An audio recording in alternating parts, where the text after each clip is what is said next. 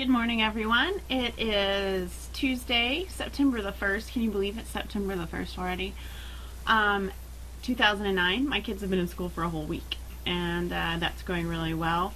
I have a few crochet things to show you first, and then we'll move on to some quilty things. I'm going to go really fast with the crochet because I'm going to spend most of the time talking about quilting today. And I am hippied up today for your viewing pleasure. The weather's slightly cooler, and that makes me want to wear my hair down, so that's what I'm doing today. First of all, I want to show you my progress for the black and red swap for Twilight Crafts. I'm not going to show you all of my blocks because there are lots of them. So I have made 27 so far. This is all of them that I've made thus far. I will post a picture of all of them to date just so that you can see them all. But those are in my Flickr, so you can see all of them there.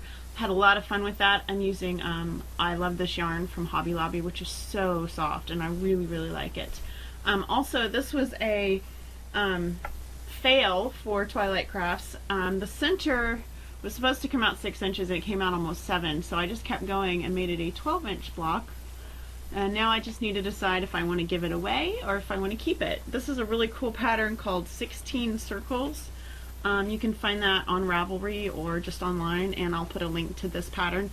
The circles are made in the round, so you're not making individual circles. You start from the center and you work around, and it's pretty cool. It's a very different kind of pattern. So I'll post a link to that. And let's go ahead and move on to quilting. First of all, a couple weeks ago I made this really cool pattern from the Layer 'em Up book. I will put a link to that over in the sidebar, and if you listen to this on my blog, I'll put it under the video so you can see the link. And the Layer 'em Up book is really cool. You take squares and then you cut diagonally across the squares so that, for example, this block would have been a black square and then this green calico, and you would have cut this strip out and then just swapped it so that you would get this square, and somewhere on here is a green square with the reverse. So you've got this, which I will back up so you can see. And this is for Linus. This is Linus fabric, and this was quilted by my friend Marge. There's no way I can back up far enough so you can see the whole thing.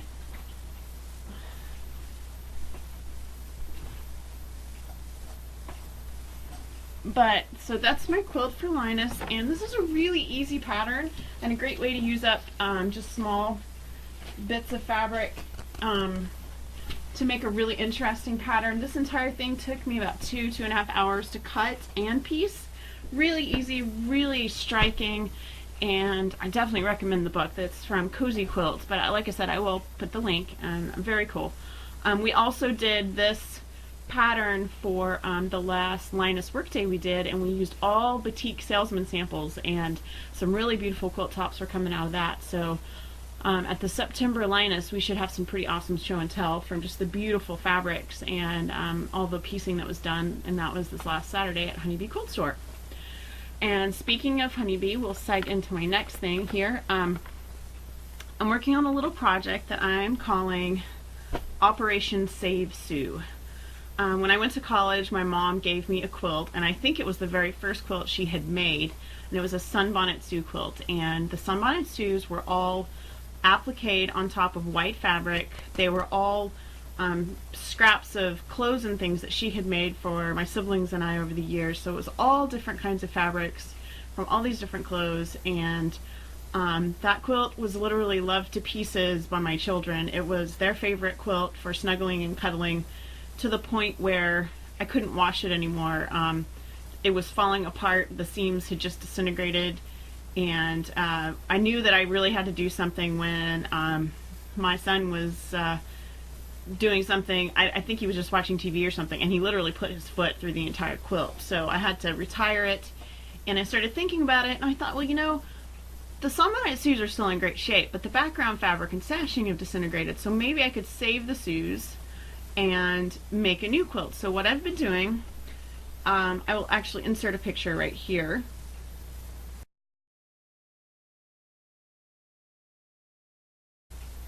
That's the quilt, and now I will insert a picture of the disintegration and the destruction of 15 years of lots of love here.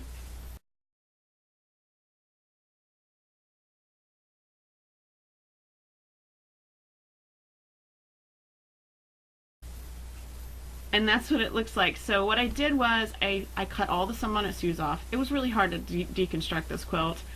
The first few snips I felt really guilty, and then I just kept reminding myself that I'm doing this so that we can keep using these sews that we love so much. We call it the little girl quilt because that's what my kids called it when they were little. So here are some of the sews. I've actually cut them all off. They're all removed from the blanket. And what I did was I just cut as close to the stitching as I could without actually cutting the stitching, so that the stitching stays in place and the original fabric is still on the back. These were machine appliqued, and then what I've done was I measured everything, you know, kept track of what size everything was, and I'm collecting white on white fabrics, and I am reappliquing the blocks onto the white on white fabric. And then once I have them all done, I will resash them and make them into a new quilt. So it'll be a new quilt with the old sews on it. But they will be, I've kept, like, you know, you saw the picture, so I will make sure they're all in the right order when I put it back together. My kids want me to use blue sashing, so I will use blue sashing. But I'm using white on white fabric, so I've got white fabric, like this one you can see has polka dots on it. This one has like little bubbles. And then I've got some that have stars. And the reason I segged from Honeybee is I bought some of the fabric, the stars and some of the swirlies I bought this weekend. So I still have, I think, about 22, 23 of these guys to reapplique. Oh, and I'm using clear monofilament thread to zigzag these down so that you still see this is the original stitching, and I've stitched with clear on top, so you can't even see the stitching where I've stitched it on. You see the original stitching that my mom did all those years ago when she made this quilt.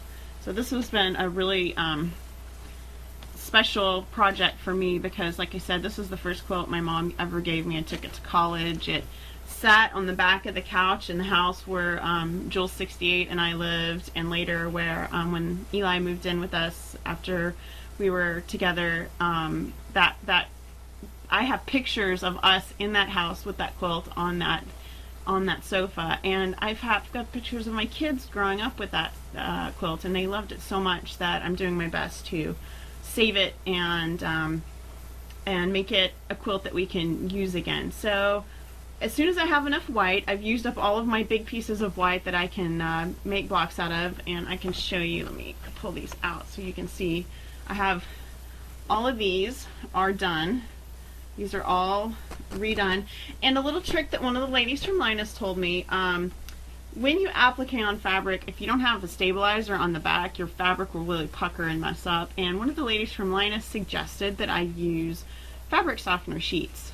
So that's what I've done. And then when you're done, you can just, I've left the inside, but I've trimmed around the edges, and it just slices off really easily, and it stabilizes nicely, and it makes it smell really good. And so this box smells great because of all the fabric softener sheets on these blocks. But so that's what I'm working on now. I just gifted one really big gift that I will probably talk about next week, because I have one more gift that I've been working on that I won't be giving away till this weekend, and I'll talk about it next week. And so I guess I have my topics for next week. We'll be discussing all the gifties I've been working on that I haven't been able to show. And for Calypso Bard, I thought you would enjoy seeing my Spam-A-Lot mug. It does have a little coffee left, but it's probably ice cold because it's been sitting here for a couple of hours. So cheers. I'll see you guys next week. Bye.